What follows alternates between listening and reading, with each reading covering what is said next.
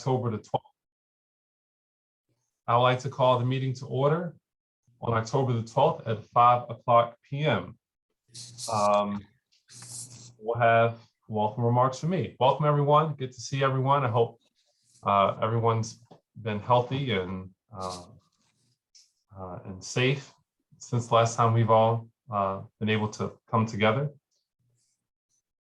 All right, is there a motion to adopt the agenda? Second. Okay, it's been properly moved and seconded. All those in favor, please say aye. Aye. Aye. Any opposed? No. Any abstentions? Not hearing any. It is unanimous. Is there a motion to approve the committee minutes from June 16th and August 26th and September the 14th?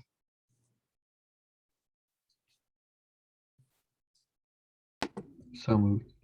Is there a second? I may have seconded. Okay, second. All those in favor, please say aye. Aye. Aye. No. Any abstentions? None. Motion passed unanimous. Now we'll move on to public comment. We have two registered public comment speakers this evening. The first one is Amity Pope, and the second one is Chris Oriata. Is Ms. Pope with us? I don't see any of the public speakers. Okay. You know, they probably didn't expect us to get there so soon. So, I mean. Oh, I see Crystal is in. I will bring her in. Okay. Yeah, we're Zooming, so. 1 minute.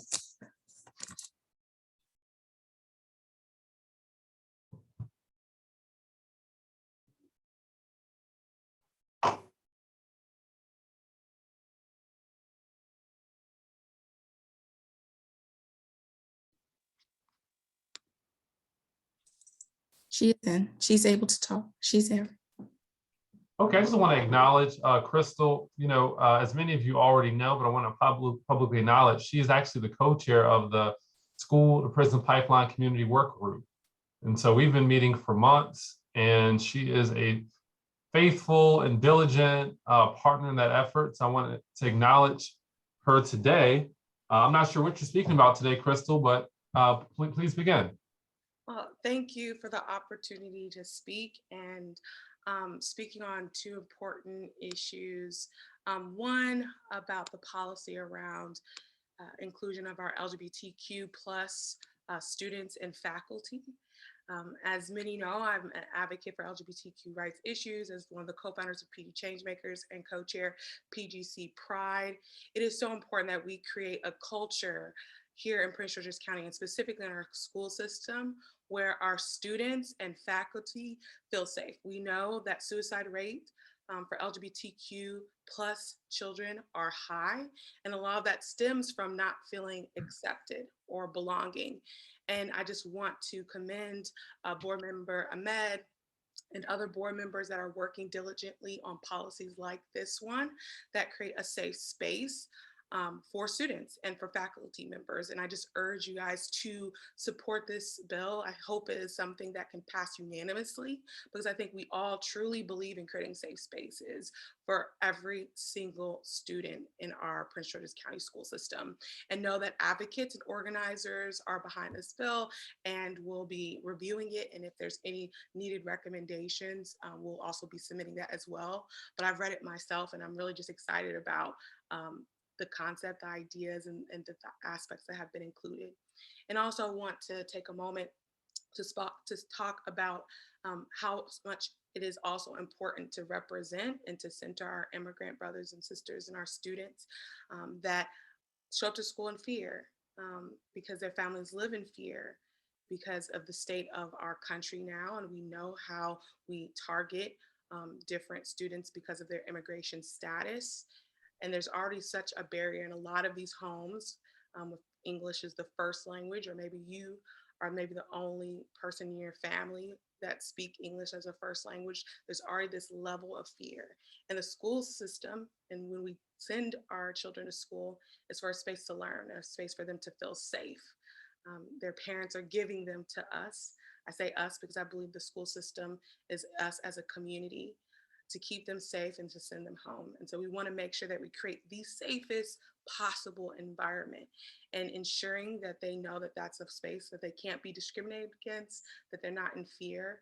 It allows them to really be in a space of learning and growing. And again, I hope that's something that the board can support unanimously. And while I have the time, I also say that there's going to be a list of recommendations that are going to come from the committee that Ed mentioned around ending the school to prison pipeline. And those recommendations are going to go through so many different touch points, advocates, people from the state's attorney's office, teachers, representatives from the CEO's office, board members. And I think it's really going to be a comprehensive list of recommendations that move us closer to reimagining what school safety looks like, holistically reaching the needs of our students. And I hope that's something also each of you as board members can support, because I think that really moves us towards that right direction of making community schools a real thing, meaning that we look at our school system as a village. I think all of us have an opportunity to be a part of that. So thank you for your time and consideration. Thank you so much. And I really appreciate the comments that you raised and the very, very substantive issues that you raised. And I know that we've all been listening, and we'll keep those comments with us as we move forward today. Is Miss Emily Pope with us? No, she is not. Okay, if she gets, she logs in, please just let me know and I'll be happy to recognize her. Okay, will do.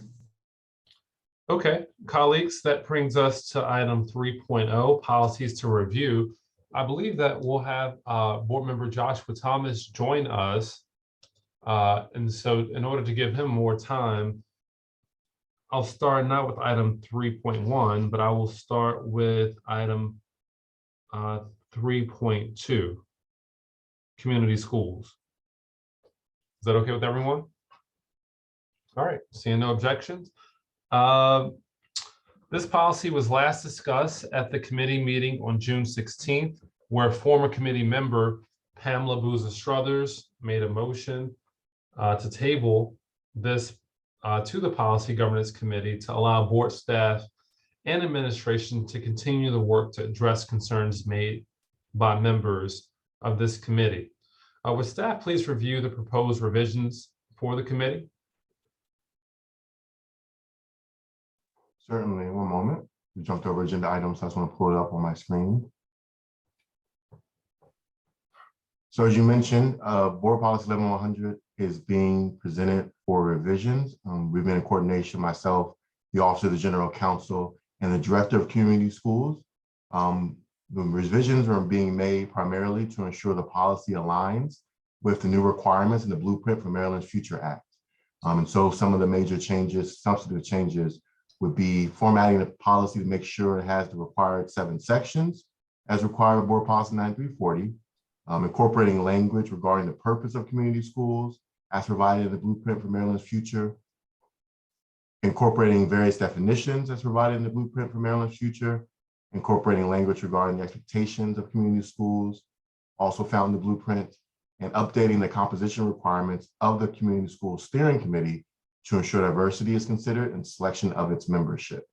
One other part that came from a previous meeting, there were discussions regarding how members of the Community School Steering Committee would be selected. And you mentioned previously that that may be a discussion here for the committee, and if needed, could be codified in the policy. But that is the policy presented for today, and I'll yield to my colleagues in General Counsel's office if there's any further comments. No, the administration is appreciative of the collaborative effort, and we are in support of moving the current policy forward. That's awesome. I so appreciate, and I keep tabs via Mr. Cooper of the working relationship between you, Ms. White, Ms. Irvin, and Mr. Cooper. It's a dream team. I think we all kind of start at a certain place, but because of the willingness to kind of work together, Oh, and Ms. Welsh, I'm sorry. I see if it, we're able to get further, not always as fast as I would like, but we get there. And so I appreciate the work that every staff person on this call does. Are there any comments or questions from anyone on the committee? Board Member Mickens Murray, you're on mute and you're recognized. Thank you. I appreciate it. And I appreciate the work that the staff has done. I also appreciate the work that Mr. Cooper did for me, with me today. I appreciate that. My question is, because I'm so new, who makes up this community committee? And if there's something I can read someplace, that's fine. But anybody? Burroughs is gone. Oh, there he is. Can you repeat that? I had to check in on one matter that I'll raise as it relates to this, but I'm back. Mhm. Okay, I understand that there's a community committee that meets. Yes. regarding- And I just wanted to know the makeup of it. How did it come? And that's only because I'm new. I just don't know about it. Yep. So I'll yield to either Ms. White or Mr. Cooper. Oh, I see Ms. Ahmed has her hand Okay. up.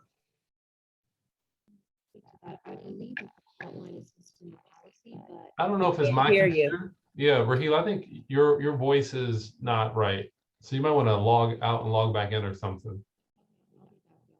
Okay, it sounds like a robot or something. Mr. Saron Ruiz. Yeah, so Board Member Mickens Murray, I'm not sure if you were able to revise document 2, where page number 3 actually lists the membership. I, as student board member, get to serve on the committee, and another board member is as well. And then it also composes of 1 representative from the PGC Department of Social Services, 3 representatives from PGCPS, 4 members from a nonprofit business, higher education, and just the community, 4 members of the collective bargaining units that represent PGCPS employees, and 1 parent from the Board of Education's Parent and Community Advisory Council.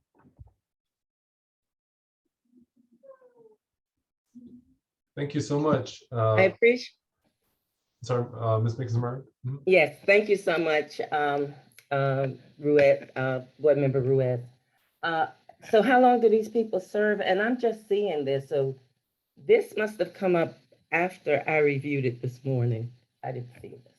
So how long do they serve? Is that in this document that I can't see? Oh, I'm looking, it is in the policy, one moment. Yeah. the policy's not- And I'm a little limited today because I'm in the board office and my mouse isn't working. Okay, I don't want to hold up the meeting. I will read this, and Mr. Cooper, if you don't mind, I might call you just to give clarity. Is that okay? That's perfectly fine. Okay, fine. You can move on, Board Member Burrows. Absolutely. And Ms. Board Member Mickens Murray, if you have any edits, we're just going to send it out for public comment. And so there's a lengthy process. So as long as you get those edits to us prior to November, we can still incorporate any suggestions that you might have as it relates to policy 1100. Okay, thank you. Appreciate it. Is there a motion to send this to the full board for public comment on the October 28th meeting? Committee Chair, I just have one question. Yes. I just wanted to know, just to give background, because I'm new to the committee and this came up, I guess, last year. What precipitated the desire to change how the committee is made up? Sorry that I'm not turning on my camera, but I'm driving. So I just wanted to know, what is the history around changing how the community group is selected? Thank you, Madam Vice Chair Ahmed.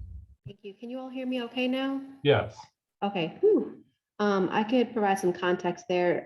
There was the Prince George's Educators Association, along with another nonprofit organization, came to myself and board member Struther, requesting us to look at this and providing some suggestions. And so that's how the composition change occurred.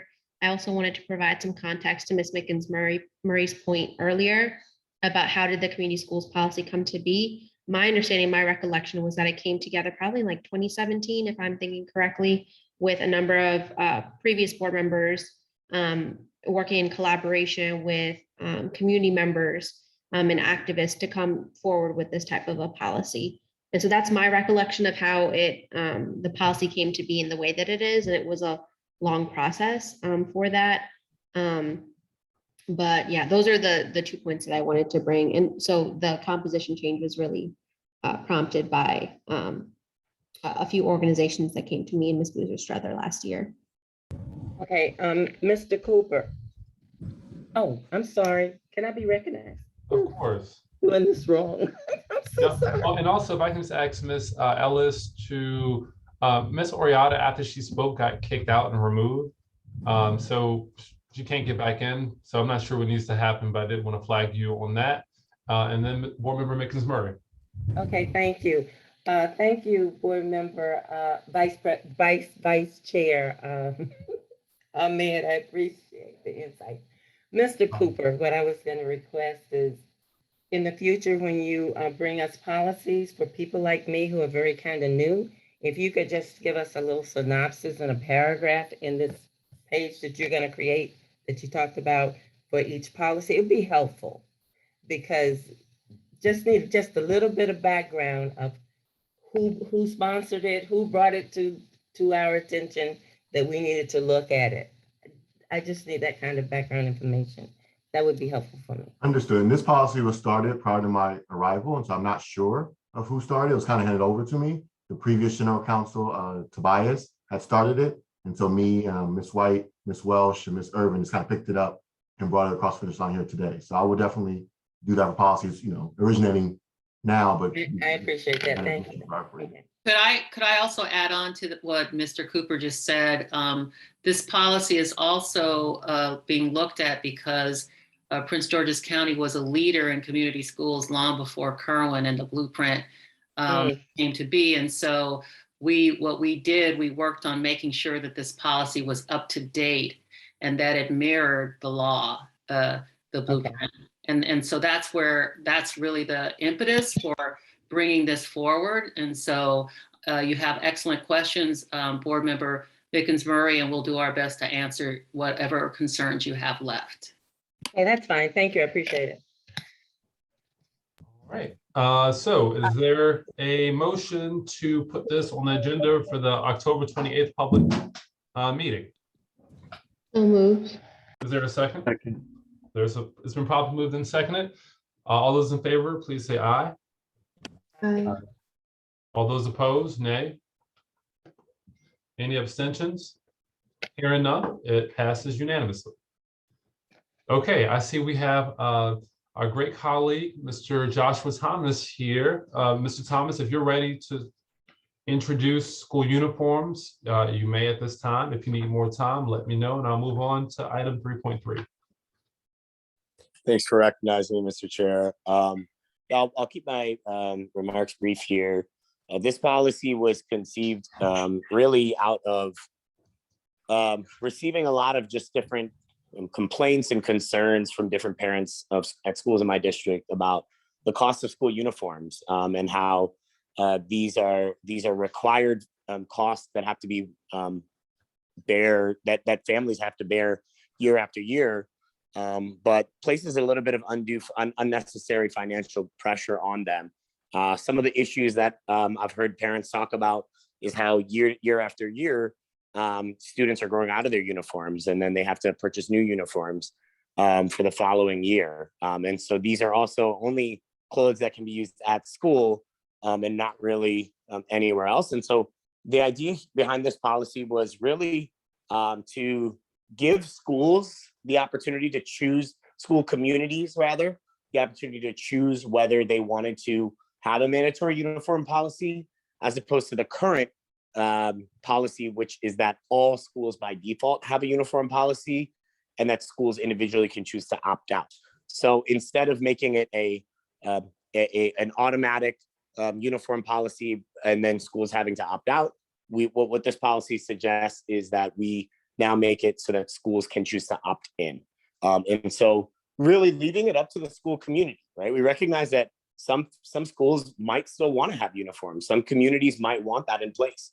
And so we don't want to take away their autonomy to be able to do that, but want to ensure that that schools do have the option to remove the uniform policy. What it does also put in place is a requirement that the school particularly bears the cost of the uniforms for families that are classified as low income.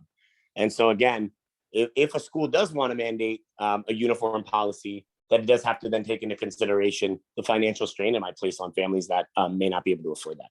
So that's really the motive behind this policy.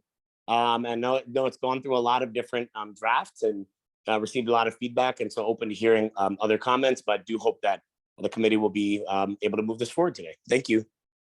Thank you so much, Mr. Thomas. I think, I definitely understand the intent here, and I'm happy that you're working on this issue. Board Member Mickens-Murray. My question, how long have you guys been working on this policy? I want to say this first came to the committee February this year. Yeah, probably around maybe April, March was the first time. All right, Mr. Cooper, something like that. Before February. February of 20? I see a memorandum from Board Member Thomas dated February. We introduced February, there we go. Okay, so February 2021, right? Yes, ma'am. Correct. Okay, because my concern is money. I realize the intent as well, wanting to require schools to provide the uniforms, but I was just wondering, did anyone put forward a fiscal request to cover that cost, or have you given it some thought? Yep. And Board Member Mickens-Murray, that was Board Member Thomas's original proposition back in February. That is not in the current policy. So the policy that's been on board docs, at least for the past few months, that is not currently in there. He took the advice from Dr. Golden, who raised those same concerns regarding the fiscal costs. And so the current policy adopts the same language that Dr. Golden has administrative procedure, which generally states that that schools develop mechanisms to assist students who need help. And so we work closely with General Counsel's office. There was a memorandum they sent prepared last week. I'm not sure we made it over. And I think Ms. Welsh or Ms. White could opine from the administration standpoint on their position on the current policy. Okay, then I'm reading, I printed this off today. The letter from Dr. Golson is dated October 6th, and it still references the funding. So maybe I just need another lesson. Maybe you'll give me another lesson. I think you're correct. On getting the latest one, the latest version, because the version I have still talks about funding, so forgive me. Yep. And Ms. Welsh can probably chime in on that. Okay, that's fine. Yes. Yes.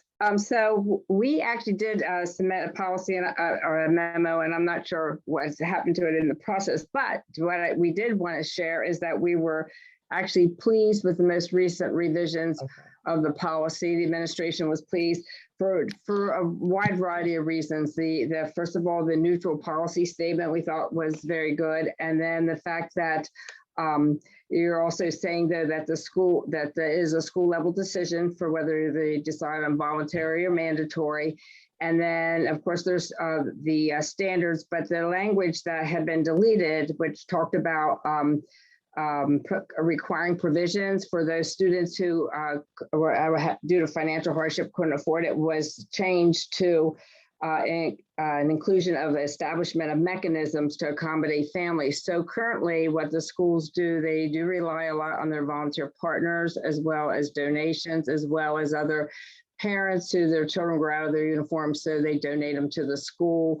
And they have fundraisers, all kinds of things of which they have put together to cover the cost of, to provide uniforms for those students who cannot afford the uniforms. And so we appreciated that change in the language, as well as the final change, which had to do with a sunset provision that when a school adopts a let's say whether it's mandatory or voluntary, they adopt it, and within 5 years, then it ends. But they can start the process all over again. But in 5 years, you often have completely different parents, so they might think very differently about it. So this gives the parents that are currently in the school then the opportunity to participate and help make decisions about the uniforms. I appreciate that, Ms. Welch. Thank you so much. So, okay, I'm good. Thank you. Thank you all. Appreciate you. Yes, thank you. And You. it seems like behind the scenes, Mr. Thomas, Mr. Cooper, Ms. Welsh, Ms. White, Ms. Irvin really worked to reach consensus. I just wanted to highlight that, recognize that, and appreciate that from all the parties involved. We have one hand up from Ms. Sonia Williams. I don't know if your hand was stuck up from before. I can't remember. No, I just have a couple requests. I would love to see data around parents and their input in this. Because as a parent of a public school student and as a parent of a student who was in private school, the data or the uniforms are typically khaki pants and a polo shirt.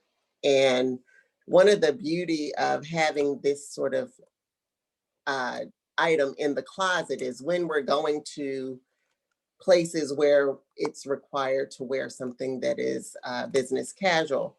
My son already has that in his closet. And so we're able to use specifically the khaki pants to other activities. The other thing is, as a PTA parent, I used to be PTA president, we would have at the end of the year uniform exchanges. So people would bring in lightly used clothes so that other parents could come in and pick those clothes and use them for the next year, because kids do grow throughout the year. My son may grow 3 inches and we have to get him, new uniforms on several occasions throughout the year.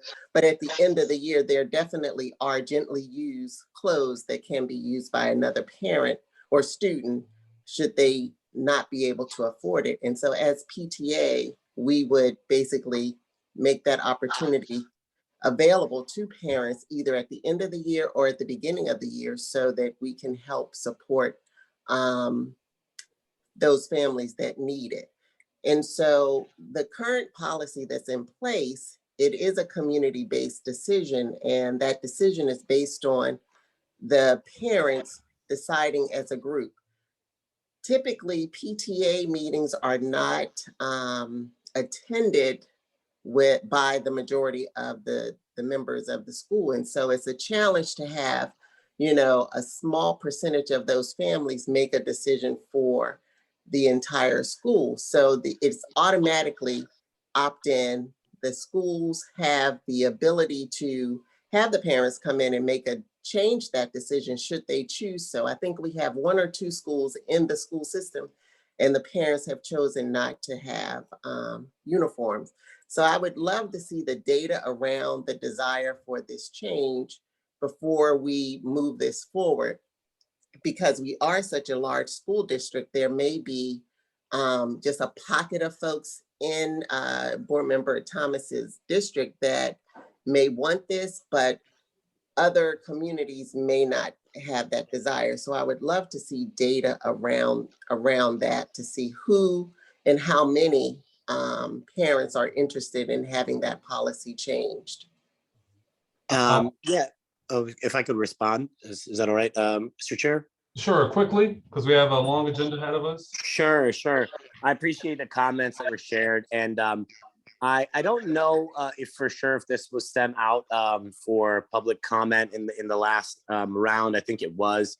And so though we don't have specific survey data around this, I do want to just call to attention that Ms. Williams, your what you shared was anecdotal evidence of the benefits here, and I can share some of my own anecdotal evidence, both as a board member for District 2, which contains almost all low-income schools, as well as a former teacher. And I'll just speak to it from the teacher perspective, especially where so many times there are students that may be out of compliance with the uniform policy, and that actually then results in sometimes students being sent out of the class or being sent back to the main office to then be able to be in compliance.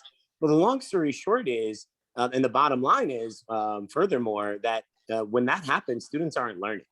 And so my biggest focus is really always on students being able to have as much time in the classroom learning the material as possible. And so I think that uniforms, while I do understand that there are some benefits here, ultimately do present some barriers that could otherwise be avoided without such a policy. So I do just want to really call the attention to that. Your note about the PTA is well received, and that, you know, not all schools, especially in my district, have a large participation from the PTA. That is definitely an issue.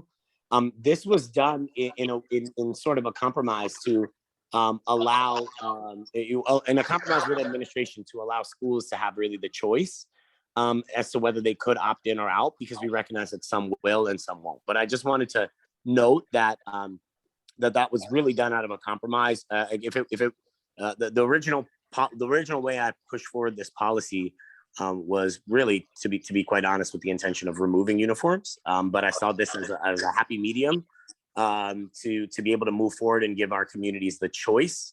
And again, what I can do is try to find some data. I do have data that clearly shows that there is no correlation between students wearing uniforms and their academic outputs. And so I'm glad to share that with you. Don't necessarily have any direct data from families in District 2 around this, just a lot of email feedback. You can see it a lot written on social media, where parents are questioning the purpose of uniforms. I can try to pull a little bit more of that data for you, but I'm glad to send clear data that shows that learning outcomes have no correlation with uniform wear. Right. And I agree, because there are families in my district that have an issue with uniforms. And currently, the uniform policy is done at a school level, And so the ability for the school to choose to have uniforms or not, it's still up to the school. And so that's what I'm trying to understand. And I hear you on the outcome of uniforms.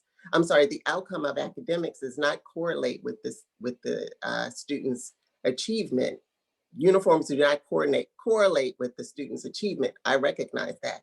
But the alternative, and you're speaking on students that are in income challenged homes, the alternative, not having uniforms, that presents a challenge too, when kids are now able to wear, in my day, Jordache, Calvin Klein, and those name brands, and those kids that cannot afford it. The issue then becomes bullying, being felt in or put in a situation where you feel inferior to others. And so the uniforms typically bring everyone into the same arena, whether or not you're high income or low income or no income, you still are the same. But when you take that away, when you take that safety net away, and now families that have the ability to buy the name brand tennis shoes, buy the name brand clothes, and those that do not, then you get into a bigger challenge. And I think that if your thought is to keep the kids in the classroom when they're out of compliance, then maybe the policy relative to that, or the administrative procedure relative to that, should be changed versus changing the policy. Thank you very much, Ms. Mickens-Murray. My question is for Vice Chair Williams. I think the administration should already have data around uniforms.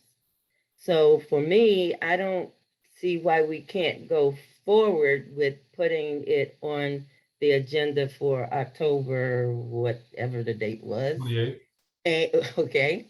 And at the same time, the administration provide us with that data while we're listening to people in public, with public comments. Yeah, Because people who feel strongly will come out. I'm okay with it going to Williams? public comment. I would just want some data. Thank you.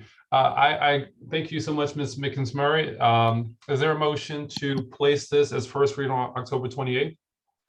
So moved. Okay. Moved by Ms. Mickens-Murray. Is that seconded by Ms. Ahmed? Yes, with just an amendment that this policy is being moved forward as an approval from this committee. Yes. And I'm sorry, it's for first read on October. I think I said second reader. Yeah, And then First reader. Yes, right. first reader. Thank you. And also I want to acknowledge we have board member Belinda Queen joining us tonight. Hi, Belinda. Thank you so much, Madam Chair of the Budget Committee, for joining us tonight. All those in favor, please say aye. Aye. All those opposed, nay. Nay. Any abstentions? Thank you very much. And also just want to once again say a special, appreciation to Mr. Thomas, Mr. Cooper, Ms. Welsh, Ms. Irvin, and Ms. White for really bringing forward this compromise proposal. It is through this working relationship, I think we'll be able to get a lot of stuff done. So every chance I get to highlight that, I will. And so thank you all so much. Thank you. All right. Next, we're moving to item 3.3, interscholastic and extracurricular activities. This is my policy, so I want some collaboration and yes votes on this, frankly. I'm joking. Colleagues, we've had a lot of kind of conversation about this over the last few weeks and months. I was able to speak with the superintendent, and I believe we reached an agreement. The point of contention, Ms. Williams, your hand is already up? Okay. The point of contention was around probationary period. The board and this committee asked the administration to go and look at what other neighboring jurisdictions were doing and to bring that information back to the committee. That information is posted on board docs. And so we see probationary periods in Anne Arundel County for fall sports, where they will not allow a student to play, and they have to attend 16 academic support sessions. And if the grades go up, then they're allowed to play. In Baltimore City, student athletes are required to complete a minimum of 8 academic sessions for a minimum of 6 hours throughout a 20-day probationary period. In Calvert County, an athlete may try out and practice during periods of ineligibility, and an ineligible athlete may not accompany a team on trips or be excused from class or play in games during that time period. Let's see.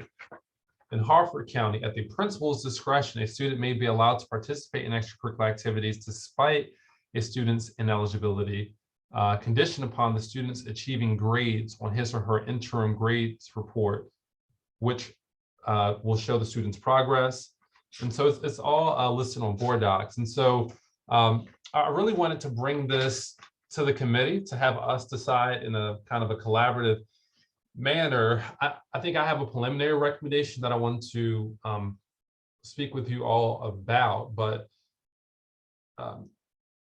essentially where I think the superintendent and I landed was that the probationary period would essentially be up until the progress report. And if the student is able to go to all the sessions, academic support sessions, raise their GPA by the time progress reports come, then they're eligible to play. At the time that they are in their probationary period, I believe we agree that the student would not be eligible to play the sport or go, play during the games. But they could, still go to practice and be a part of the team, that sort of thing, but they won't be playing students. And so I think that's where we are. Ms. White, Ms. Welsh, Ms. Irvin, correct me if I'm wrong, but I think that's where we've landed.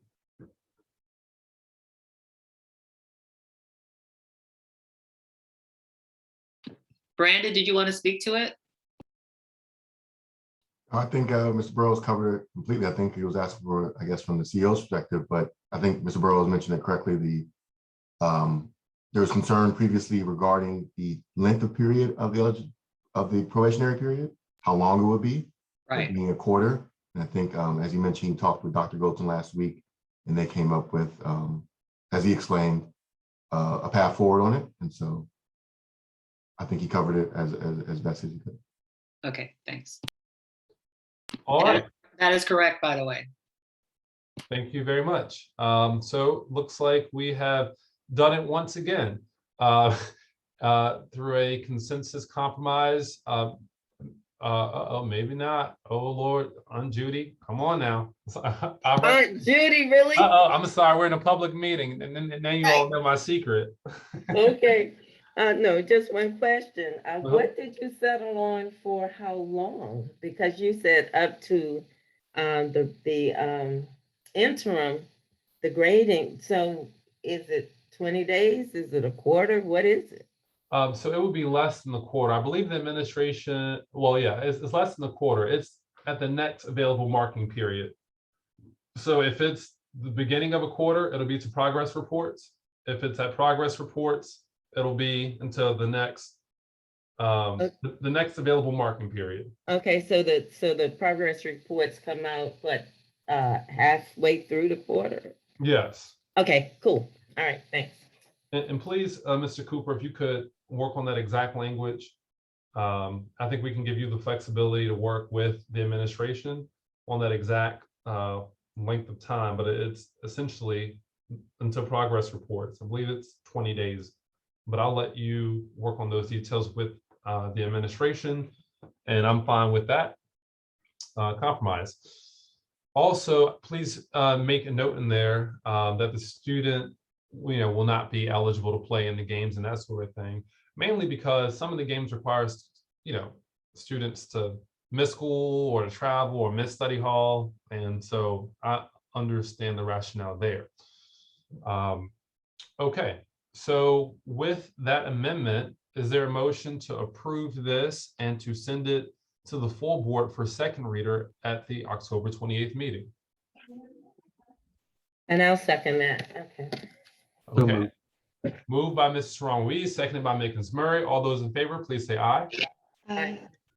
All those opposed? Any abstentions? Abstain. Thank you. Motion passes.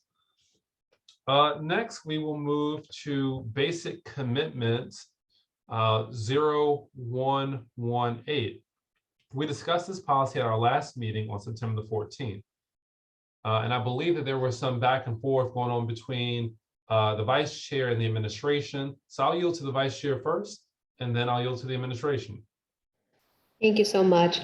Colleagues, as you know, I had brought up before about requesting that citizenship status be added as a protected class under this policy and the policy that is coming before us as our next item. I'm very pleased by the memorandum that came out from administration on this, basically saying that, yes, we can do it legally, or there's nothing prohibiting that from legally occurring in our policy. And so I appreciate administration's response to that. I was also very pleased to see all of the public comments that came in that expressed support of that effort as well, or of this effort. And so with that, I'm thankful for all of your patience with this, and hoping for your support of this amendment to both of these policies. With that, I'll yield to administration to see if there's any additional information they want to provide on their research on the citizenship status amendment. I would just like to add, and we did do extensive amount of research just to have a better understanding of what is covered under the Immigration and Nationality Act, which is where the protected class of citizenship comes up. It's a narrow protection because Title VII provides very broad protections under national origin and actually overlaps with the citizenship. But this does provide definite coverage, especially in the employment arena. And so we do have, the board actually has another policy that has to do with employment. It's employment and recruitment policy 4100, I think is the number, 4111, excuse me. And because that does talk about protected classes and that when you're employing someone and recruiting people and everything, we recommend that we include citizenship as a protected class in that policy also. Okay, well, I would say, Mr. Cooper, please bring that to our next meeting, and so that we can make that change. And Ms. Welsh, thank you so much. Ms. White, thank you so much. Vice Chair Ahmed, thank you so much. This committee is doing the impossible, I love it. So is there a motion required? Because Ms. Ahmed? Yes, I'll make a motion to recommend that the revised policy with the amendment including citizenship status as a protected class be approved by the committee and forwarded to the full board for first reader at the October 28th board meeting, and then second reader on November 18th. And Ms. Walsh, is the administration's comments basically the same for 3.5 policy 0125 non-discrimination? I'm seeing a yes from Ms. White. Yes. In it the is. interest of time, Vice Chair Ahmed, you want to just do both of those right now? Sure, I'll amend my motion to move to recommend that the revised policies for policies 0118 and 0125 be approved by the committee with the amendment that citizenship status be added as a protected class in both of those policies. And that for those policies to be approved by the committee and forwarded to the full board for first reader on October 28th and second reader on November 18th. I Okay, will second that. Thank you. thank you, Board Member Mrs. Murray. All those in favor, please say aye. Aye. Aye. All those opposed? Any abstentions? Motion passes unanimously. Thank you all so much. I know there was a lot of work and research done behind the scenes. Mr. Cooper was keeping me updated on it, and so I definitely appreciate the collaboration and I mean, I think our board staff and the administration staff makes our job as board members very, very easy in these meetings because you're able to work out so much behind the scenes. So I definitely want to appreciate you all. Ms. Mrs. Murray? Yeah, that's the way it's supposed to work. So I appreciate it as well. Thank you, guys. Absolutely. All right, now we are at item 4.0. This is an introduction of a draft policy for inclusive environments for our LGBTQ plus students. This policy has been introduced by Board Member Ahmed and Board Member Saron Ruiz. I will yield the floor to you both. Thank you so much. Board Member Saron Ruiz, would you like to start? Yes, well, I am very much excited for this policy. I think that as a school system with this policy, we set the tone and really set the precedent as a school system that we are welcoming and accepting for all our students. And our focus is to nurture and to grow our students in the school system with the focus on school, whatever your background is. And so with this policy, I think we're taking those first steps for our LGBTQ plus community and ensuring that those students are getting the proper education and the proper respect they deserve when they walk through the doors of our school buildings. I'll yield to Board Member Ahmed to carry on. Thank you, Board Member Saron Ruiz. Colleagues, I don't know if y'all were familiar with this context, but actually this was a policy that was initiated and we were beginning to look at it last school year. And so it was carried over into this school year, and the timing of it is impeccable. Many of you may already know that this month is National LGBTQ plus History Month, and yesterday was National Coming Out Day. And so to bring this policy forward at this point in time, I think is especially special. And really what this is all about is creating a policy for our school district to affirm inclusive environments for LGBTQ plus students, families, and staff members. And it's been a really long time coming, with a lot of support from members of the LGBTQ plus community, activists, parents, students, etc. I know from my perspective, personally, this means a lot to me because one of my first resolutions that I introduced and passed as a board member was affirming rights of trans individuals. Back in 2017 at the height of some national transphobia that was going on.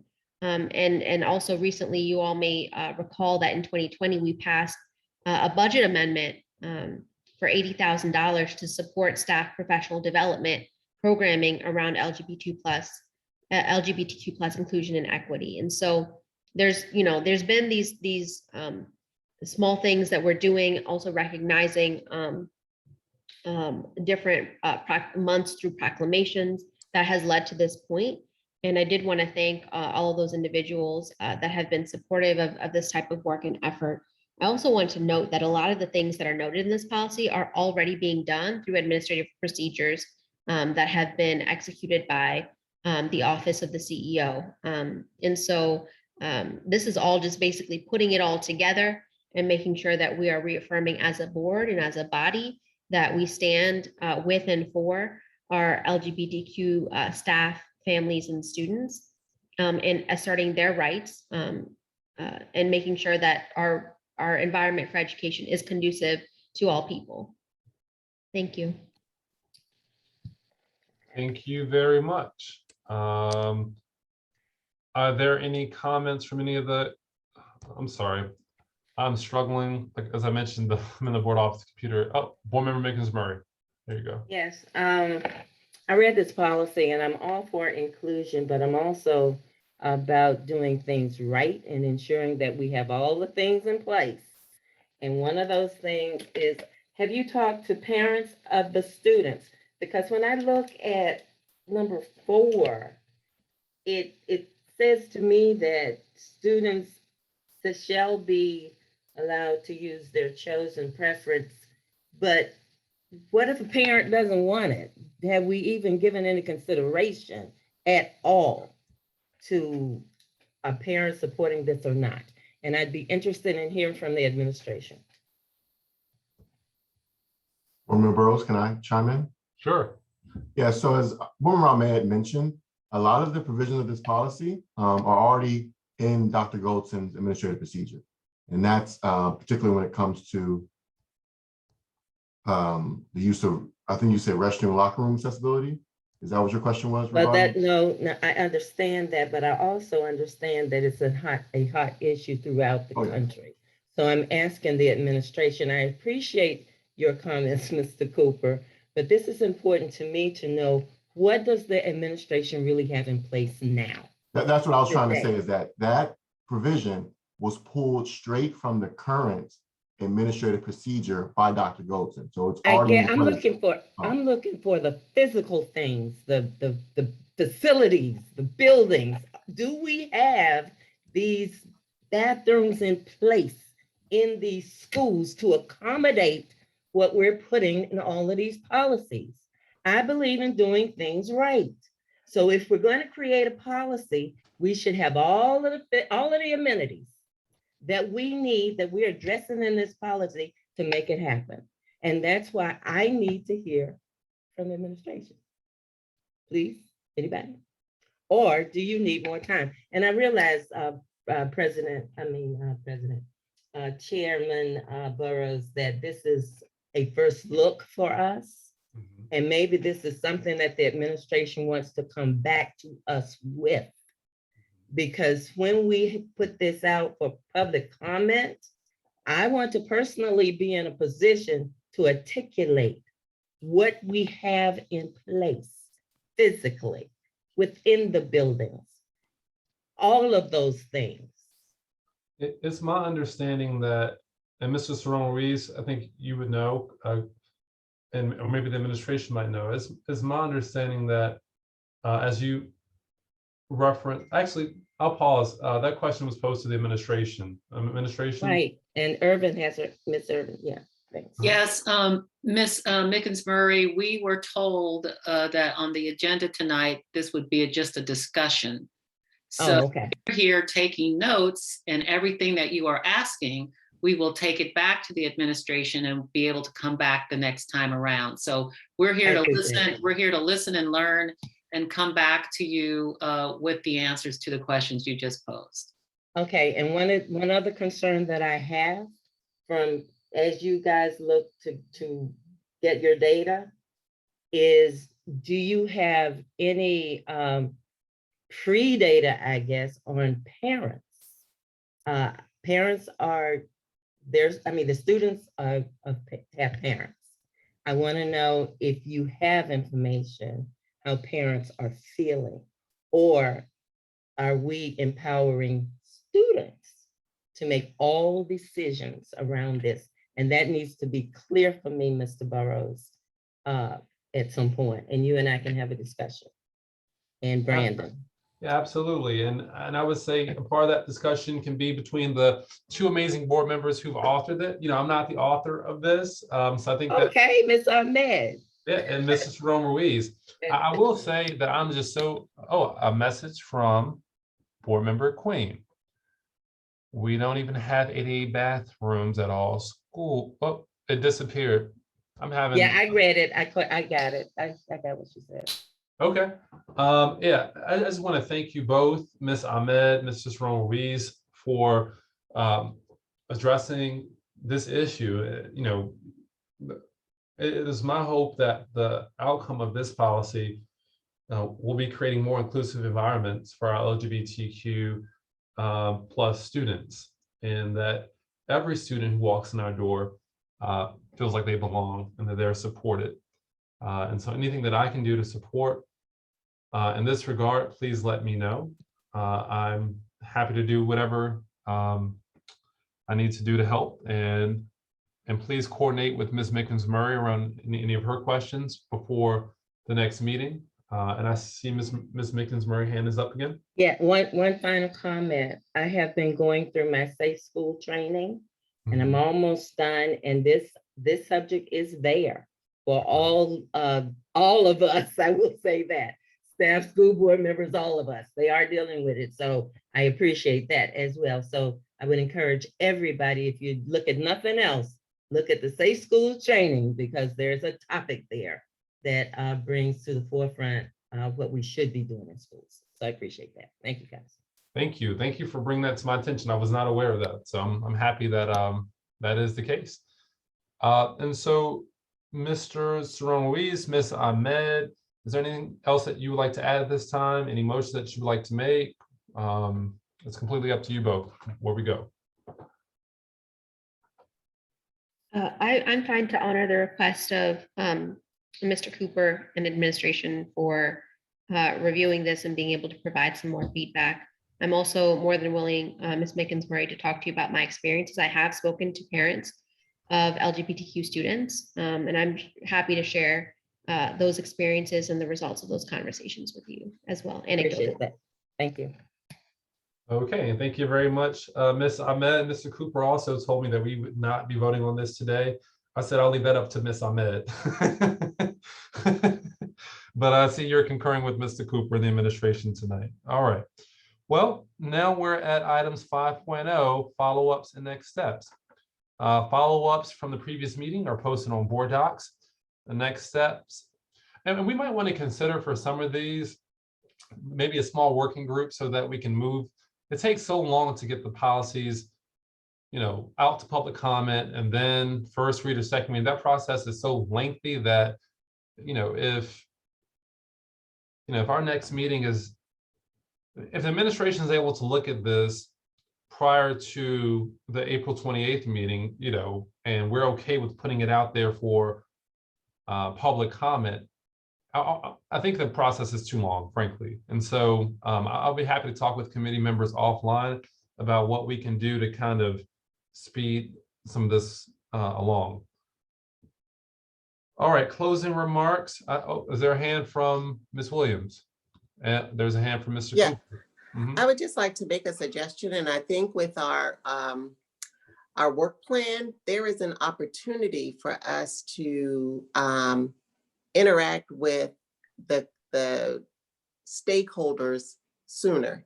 So if we take a look at our work plan and we know policies are coming up, we could possibly send out surveys or send out information to the community prior to it even coming to the board. Let's just say we send out all the policies that are on our work plan today and seek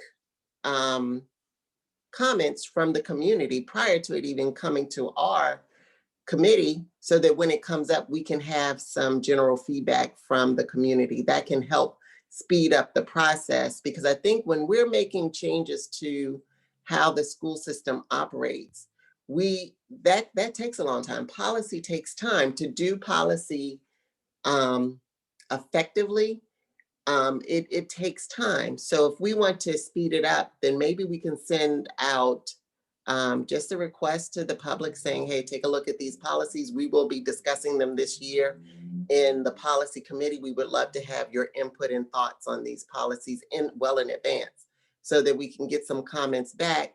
And if some of these policies, maybe staff can take a look at them. And if some of these policies need data or information from the community, specific information, maybe we can send out the surveys earlier. We could post them on the website and have people, provide data so that we can have the data in advance. Just a suggestion. I appreciate that suggestion. Maybe you and Ms. Ahmed could discuss that and provide a recommendation to the committee in the future. But I think any sort of process improvement that we can do, I love that you're thinking in that vein. I see Board Member Mickens Murray. Yes, one other thing, supporting what Vice Chair Williams just said, it would help us with community engagement as well. So that's a really good idea. So maybe we can talk about it, Ms. Ahmed, and yeah, I think it's a good idea. Okay, thank you, Ms. Board Member Mickens Murray. Vice Chair Ahmed. Thank you, Chairman Burrows. I did want to just flag for folks that the policy development policy was in the process of being reviewed and updated last school year. I don't remember where it landed. I think maybe it got to the full board and then something happened to it. But part of the intent of updating that policy was to streamline the process. And so maybe something to do is to relook at where did that end up and how can we revise that to best meet the needs of this committee and this board. Thank you very much, Vice Chair Ahmed. Colleagues, please review that policy prior to our next meeting. We can add that to our agenda with any potential amendments or any ideas. Mr. Cooper, please make a note of that to add that to the next agenda. And board members, please come with any process improvements, or we can talk offline as colleagues about it prior to that meeting. All right, I have just received some very sad news that Miss Erica White last day with Prince George's County Public Schools is tomorrow. Congratulations on your next step. After all the progress we've done made, you're up and leaving, Thank you. It is, as a parent in this county, it has been my honor and pleasure to serve the other families and students in this county. So I'm so thankful for this opportunity.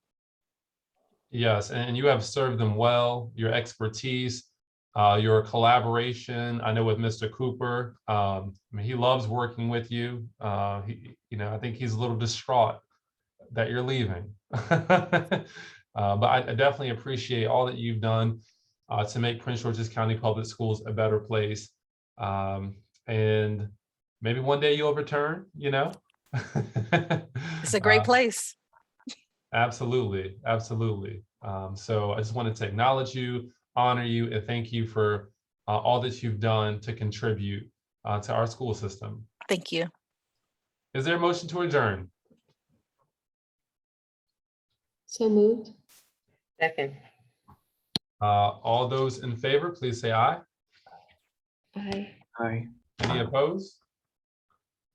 Another unanimous vote. Thank you all so much, colleagues, and I will see you soon.